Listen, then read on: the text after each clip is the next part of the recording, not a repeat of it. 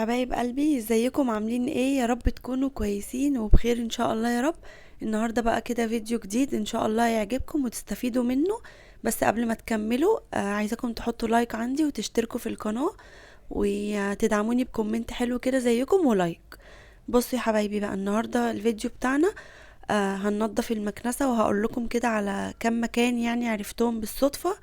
ف يعني حاجات انا مكنتش عارفاها، ولما عرفتها انبسطت قوي بيها بصراحة يعني. بص، هو انا اول حاجه هنا كده عندي فكيت الكيس بتاع المكنسه. انتوا اكيد كلكم عارفين طبعا المكان بتاعه، فلان هو كل مكنسه بيختلف عن التانية. فانا هنا كده بفضيه في كيس يعني بلاستيك، فحطيته في الشنطه دي وقلت ايه هاخده انفضه يعني في مكان تاني، عشان يعني بيطلع تراب ناعم قوي وكده وبيطير بقى وبيبهدل الدنيا. تمام، فخدته بقى كده على الحوض وغسلته على طول وكنت نشرته. بصوا بقى، هنا ده المكان شايفين اللي هو اللي بيبقى ثابت على الارض، الحتة اللي هي زي المسطرة دي. هنا بيبقى فيها زي 4 مسامير كده، انتي بتفكيهم. والمكان ده بقى بيبقى هتشوفوا دلوقتي بيكون فيه عارفين انتوا واحنا بنكنس بيبقى فيه كده زي وبر او شعر في الارض، فهو بيمسك بقى في المكان ده وبيسده. يعني ممكن الكيس يكون الكيس نفسه فاضي مفهوش تراب، بس مسدود من الحاجات دي، شايفينها؟ انا هنا طبعا يعني عشان بنضفها على طول فما كانش مش كتير قوي يعني. خدوا بالكم بس وانتوا بتفكوا المسامير دي، وايه يعني احفظوا كده الترتيبة بتاعت الفك، عشان ايه ما تتلخبطوش وانتوا بتركبوها. بس هنا بقى ايه حاولت انزل التراب الناعم ده ولو في شعر او حاجة او وبر او فتل وكده يعني بالفرشة دي على طول. هو طلع على طول. والجزء التاني بقى ده بقى اللي هو ما بيتفكش، ده ثابت في الحتة اللي هي العصاية الستانلس دي، فيها برضو زي سنون كده شبه الفرشة شوية. دي بتاعت السجاد اللي هو الناعم. فبرضو كان فيها وبر وكده، فحاولت ان انا اشيله، ما كانش راضي يتشال بسهولة يعني، فحاولت كده بالمفك ان انا اطلعه، او بحاجة رفيعة يعني سن سكينة مثلا، شايفينه هنا كده واضح. بصوا، كل الكلام ده بقى هو ده اللي بيخلي المكنسة الشفط بتاعها بيقل. فانت اعملي كده كل فترة لما تكوني يعني بتنضفي الكيس وما تنسيش يعني الجزء ده. انا عايزة اقول لكم بعد ما عملتها على طول جربتها، بصوا حاجة تانية، يعني لدرجة ان انا قلت خلاص بقى دي ملهاش لازمة وضعفت بقى وباظت. بس لا، هي كانت محتاجة تنظيفة حلوة. هنا بقى كده ايه، انت ممكن تنضفيها باي فوطة مبلولة كده وخلاص. بس انا جبت الجلانس ده اللي انا كنت عاملاه قبل كده في فيديو. عايزه اقول لكم ريحته، بصوا كاني رشه معطر كده في الشقه كلها. يعني مش بيلمع بس، لا بيعطر كمان. فهو كمان ينفع نستخدمه على البوتاجاز، على الازاز بتاع البوتاجاز، وبيلمع كمان الحنفيات والاجهزه بقى. يعني لو مكنسه زي كده مثلا، الكاتل ساعات بلمعه بيه، ممكن لو المكوى، فاهمني؟ بس هنا بقى كنت بحاول انزل الغطا ده، وكنت خايفة بصراحة ان هو يتقطم مني، بس هو ايه، بصوا انا قلت هيتكسر في ايدي، فالحمد لله يعني نزلته كده، دوست عليه جامد ونزل. خدتها بقى كده كلها من الجسم نفسه بقى بتاعها من بره، والمكان ده اللي هو بيبقى فيه الفرشة الصغيرة بتاعت الستاير او الانتريه وكده. وهنا كمان بيكون فيه زي فلتر كده، ما تنسوش الاماكن دي كلها. كل الحاجات دي لو فيها تراب بيسد المكان بتاع الشفط.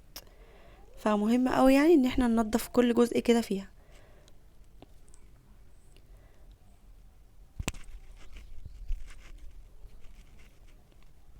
بس كده هو سهل خالص، بيتركب فيه كليبستين كده في الجنب، اول ما بيدخلوا كده بيعملوا صوت. بس وهنا بقى كده كملت تلميع فيها العجل بقى وكل ده. وعايزه اقول لكم عرفت كده 2 اماكن يعني فيها.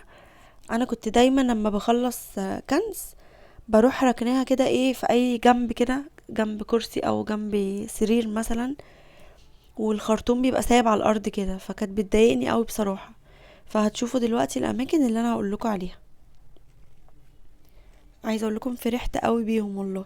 بس يعني بصوا، اول ما عرفت الاماكن دي آه تقريبا على طول مفيش يومين اتقطمت مني. فشفتوا بقى ملحقتش افرح والله. بس فانتوا خلوا بالكم بقى لما اوريكم المكان ده، يعني اعرفوه هيريحكم قوي في التخزين بتاع المكنسه. هنا بقى بصوا الجزء ده اللي هو الستانلس ده، يعني بصوا خلوا بالكم اوعوا يجي عليه ميه، محدش يغسله بميه خالص عشان ممكن لا قدر الله يتكهرب او كده. لكن الخرطوم اللي هو اللي كله بلاستيك ده بلمعه برضو كده عادي وخلاص، التراب بيتشال من عليه. ساعات كمان بقى لو هي بقى بصوا مسدودة خالص على الاخر، بحطه كده تحت الحنفية يتملي بقى مية وينزل كل الحاجات اللي جواه وبس. وبعد ما بخلص بعلقه كده على فوق الدش، بحطه فوق الدش كده وبيبقى سايب من ناحيتين لحد ما بيتصفى خالص. خلوا بالكم اوعوا تشغلوا المكنسة وهو فيه لو نقطة مية حتى.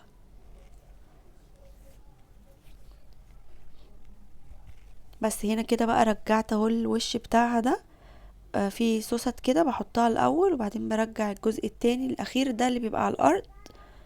وخلاص انا كده تمام، هربط المسامير بتاعتها.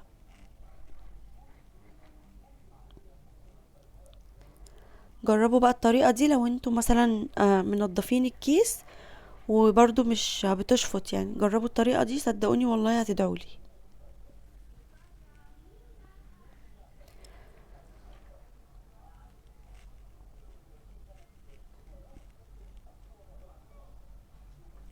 لو وصلتوا بقى لهنا في الفيديو يعني عايزاكم تحطوا لايك، ما تنسوش اهو انا فكرتكم تاني مرة، وتشتركوا عندي في القناة، ده يا حبايبي دعمكم ليا لو انتوا يعني حابيني وعايزين ان انا اكمل وانزل لكم يعني فيديوهات من دي كتير. شايفين اهو ده المكان ده هو انا عندي اهو بصوا هنا مقطوم كده بيتعلق في المكنسة لو انتي هتكنسي وهي شغالة وعايزة توقفي مثلا شوية.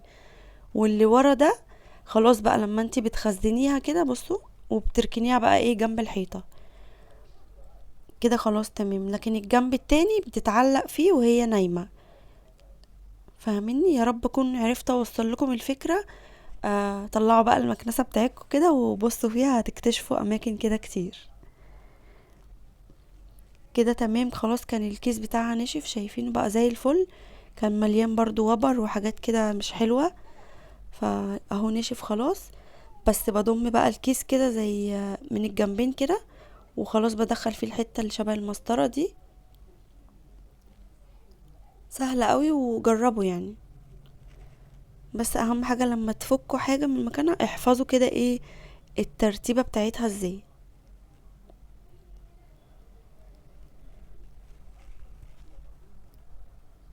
خلاص كده يا حبايب قلبي الفيديو بتاعي النهاردة كده يكون خلص. يا رب يكون عجبكم وتكونوا استفدتوا منه بأي حاجة لو بسيطة.